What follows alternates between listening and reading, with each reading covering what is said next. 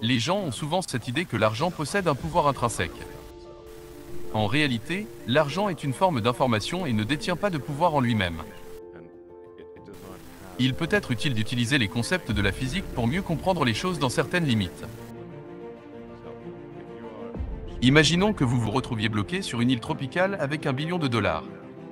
Dans cette situation, l'argent serait totalement inutile, car il n'y aurait aucune possibilité d'allouer des ressources. L'argent sert essentiellement de base de données pour l'allocation des ressources, mais dans ce cas précis, il n'y aurait aucune autre ressource à distribuer que celle que vous avez déjà. Par conséquent, l'argent serait donc inutile dans cette situation particulière. La véritable économie concerne tous les individus. Elle se manifeste à travers la production de biens et de services, et non pas simplement par la présence de l'argent.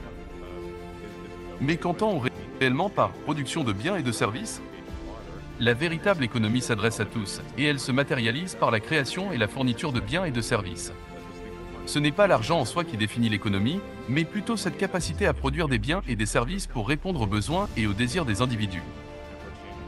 L'argent est simplement un moyen qui nous permet d'exister ou de ne pas exister.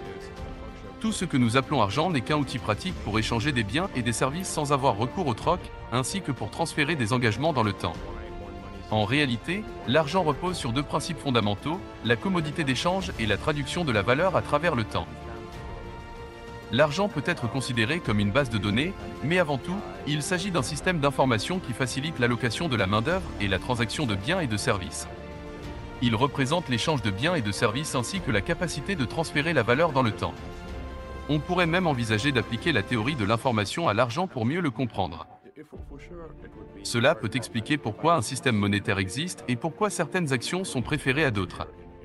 Cependant, il y a aussi de nombreuses personnes qui critiquent vivement le monde des milliardaires. Ils sont profondément choqués par l'idée qu'un individu puisse posséder autant de richesses que les autres. Ils sont profondément offensés par l'idée qu'un individu puisse posséder autant de richesses que des milliards de personnes parmi les plus démunies du monde. Cela peut susciter un sentiment d'injustice et de déséquilibre.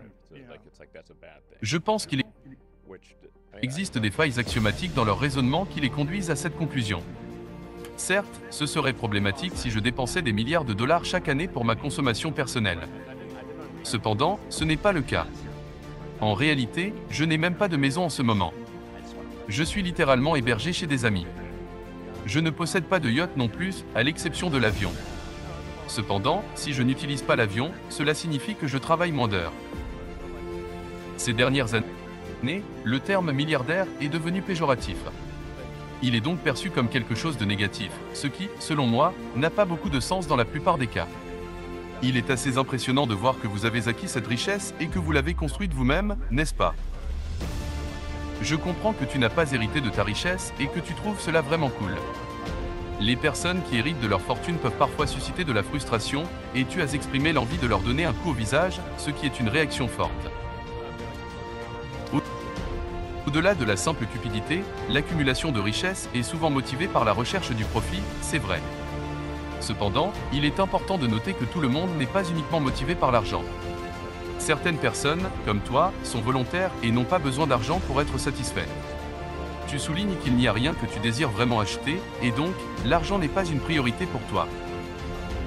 Chacun a ses propres motivations et aspirations dans la vie, et l'argent peut être une source de motivation pour certaines personnes, tandis que d'autres peuvent trouver leur satisfaction dans d'autres domaines.